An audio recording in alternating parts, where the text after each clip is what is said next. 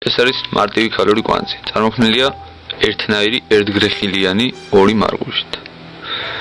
ეს არის ერთ-ერთი ყველაზე უფრო მარტივი ქირურგიაში გამოყენებული კვანძი. შემდეგი ასევე საკმაოდ მარტივი აგებულებით ოღონდ ურთიერთსაპირისპირო მიმართულებით ჩამოყალიბებული ორი ერთგრეხილიანი მარგულისგან შექმნილი კვანძი, რომელიც გაცილებით უფრო მტკიცეა და ქირურგიაში ფართოდ გამოყენებულია ვიდრე ქალური კვანძი. ეს არის საზღვაო კვანძის წარმოქმნის პრინციპები. მოკლედ ნაჩვენები აქ გარკვევა ცოტა ძნელია. თავარია რომ გავარკვიოთ ის, რომ პირველი და მეორე მარგუჟი არის ერთმანეთის საპირისპირო მიმართულებით ჩამოყალიბებული.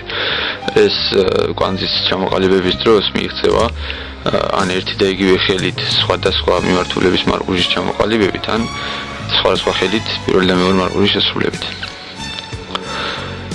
აქ განაჩვენებია ქირურგიული, ეგრეთ წოდებული ქირურგიული კვანძების ორი სახე. ეს არის პირველი ქალური ტიპით ჩამოყალიბებული ქირურგიული კვანძი, რომელიც მიიღება პირველ მარგუჟად ორგრეხილიანი მარგუჟის გამოყენებით, ხოლო მეორე მარგუჟად ჩვეულებრივი ერთგრეხილიანი მარგუჟის გამოყენებით და ამასთანავე პირველი და მეორე მარგუჟი არის ზუსტად ერთი მიმართულებით ჩამოყალიბებული, ან შესრულებული ერთ და იგივე ხელით, ერთ და იგივე წესით. მეორე შემთხვევაში ყველაფერი იგივენაირადაა, განსხვავებული მდგომარეობს მხოლოდ იმაში, რომ ეს მეზღვაურის კვანძის ტიპითაა ჩამოყალიბებული, რაც გულისხმობს იმას, რომ პირველი მარგუჟი და მეორე მარგუჟი არის ერთმანეთის ურთიერთსაპირისპიროდ ჩამოყალიბებული. აკადემიური კვანძი ორი ორგრეხილიანი მარგუჟისგან მიიღება, აქაც შეიძლება განვასხვაოთ ორი ტიპის აკადემიური კვანძი, ჩვეულებრივი ანუ ქალური ტიპის და საზღვაო ტიპის ურთიერთსაპირისპირო მარგუჟებით შექმნილი კვანძი. აქ არის ძაფების მოჭიმვის წესები და პრინციპები. პირველი პრინციპი მდგომარეობს შემდეგში: თითები რაც შეიძლება ახლოს უნდა იყოს დასაჭიმ მარგუჟთან, რაც შემდეგ გართულებების გამორიცხვის საშუალებას გვაძლევს. ასეთ შემთხვევაში დაზღვეული ვართ გაწყდომისგან, დაზღვეული შეიძლება არა, მაგრამ გაცილებით ნაკლებია იმის შანსი, რომ გაწყდეს ძაფი. და მეორე გართულება, რაც განსაკუთრებით სიზრაღობის ლიგირების დროს არის ხოლმე მოსალოდნელი, თუ თითები იქნება მოთავსებული ძაფებზე მარგუჟიდან შორს, ასეთ შემთხვევაში იჭიმება ლიგატურის პირველი მარგუჟი, რამაც შეიძლება გამოიწვიოს მოსხლეტა, ან სიზრაღობის მოწყვეტა, ან ქსოვილის მოწყვეტა და ასე შემდეგ. აქ უკვე სწორი დაჭიმვაა ნაჩვენები, რომლის დროსაც ორი საჩვენებელი თითაა ჩაჭიმული ძაფები და ძაფები ქმნიან ერთმანეთის ურთიერთსაპირისპიროდ მიმართული ძაფები ერთმანეთთან ქმნიან 180 გრადუსიან კუთხეს. აქაც მეორე სწორი მეთოდია ძაფების ჩაჭიმვის ნაჩვენები, საჩვენებელი თითის ჩაყოლებით, განსაკუთრებით ეს გამოიყენება ღრმად მდებარე ქსოვილებზე ან სიზრაღებზე კვანძის დადების დროს. აქ ინსტრუმენტით ფიქსაცია პირველი მარგუჟის, მეორეს დადებამდე, ეს სწორი მეთოდი, ანუ ინსტრუმენტის წვერით ფიქსაცია და არასწორი მეთოდი, როდესაც ინსტრუმენტის ბრანშები აქვს ჩავლებული მარგუჟს. ასეთ შემთხვევაში შეიძლება დააზიანოს ინსტრუმენტის უხეშმა პირმა განსაკუთრებით წვრილი ქარხნული წესით დამზადებული ძაფები, ატრამული ძაფები და რამაც შეიძლება გამოიწვიოს მარგუჟის მოწყვეტა, ან უშუალოდ მარგუჟის ჩამოყალიბების დროს, ან შემდეგ მომავალში რამაც შეიძლება გამოიწვიოს სიზრაღვიდან ლიგატურის მოვარდნა და სისხლდენა. აქ ნაჩვენებია ძაფის ერთი ბოლოს დაჭიმვით მეორე ბოლოს ირგვლივ შემოხვევა და ასე დაფიქსირება, ან 90 გრადუსით შემოტრიალება ძაფის. აქაც კვანძის ფიქსაცია ძაფის ერთ-ერთი ბოლოს დაჭიმვით, თუმცა ეს ნაკლებად გამოსადეგი წესია. ყველაზე უფრო გამოყენებადია ეს მეთოდია, ანუ ძაფების 90 გრადუსით შემოტრიალება პირველ მარგუჟთან შედარებით, პირველი მარგუჟის მიმართ მეორე მარგუჟის ჩამოყალიბების დროს ძაფების შემოტრიალება 90 გრადუსით, რაც გარკვეულწილად გამორიცხავს პირველი მარგუჟის მოდუნებას.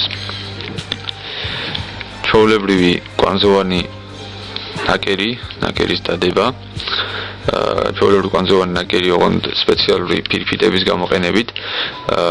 ეს ფირფიტებს ზევიდან აქვთ სპეციალური ავტომატური მომჭიმები, რომლებითაც ხორციელდება მარყუჟის მოჭიმვა და ჭრილობის კიდეების ერთმანეთთან ახლოს მიტანა.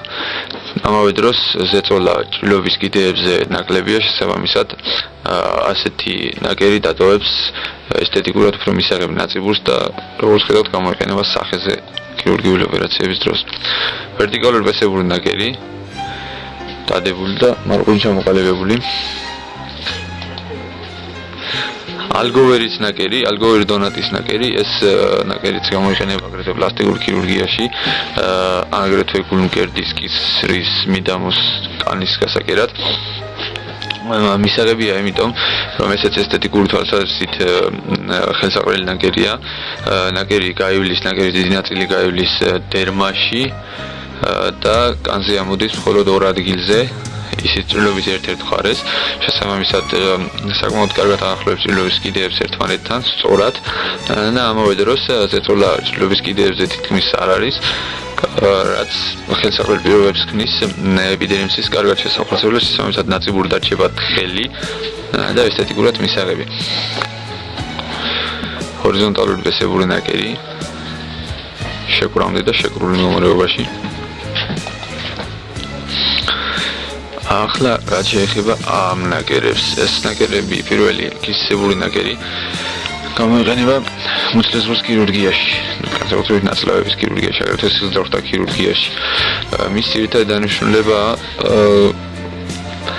კისის დადების და შემდეგ მოჭერის შემდეგ ქსოვილებზე კარგი ზეწოლა, კარგი ჰემოსტაზური ეფექტი და ნაწლავების შემთხვევაშიც ჰერმეტულობა, საკმაოდ კარგი ჰერმეტულობა. ეს ნაკერი გამოიყენება მაგალითად აპენდექტომიის დროს, ან 12 ნაწლავის დაკვის და ხურის დროს და ასე შემდეგ. აგრეთვე სისხლძარღვებში, სისხლძარღვების კანულაციის დროს გამოიყენება და სხვა. აგრეთვე ეს ნაკერი შეიძლება გამოიყენოთ იმ შემთხვევებში, როდესაც არ ხერხდება სისხლძარღვის ლიგირება და სისხლდენის გასაჩერებლად ირგვლივდებარე ქსოვილებთან ერთად, ირგვლივდებარე ქსოვილებს დაედება კისისებური ნაკერი და მოჭერის შემთხვევაში მიიღწევა ჰემოსტაზი. ეს უკვე ნახევრად კისისებური ნაკერია, ესეც იგი ამასაც იგივე ჩვენებებიდან გამოყენება აქვს, რაც კისისებურ ნაკერს, უბრალოდ ჩამოყალიბების ტიპია განსხვავებული და ზეტისებური ნაკერი. ზეტისებური ნაკერიც გამოიყენება აგრეთვე აპენდექტომიის დროსაც.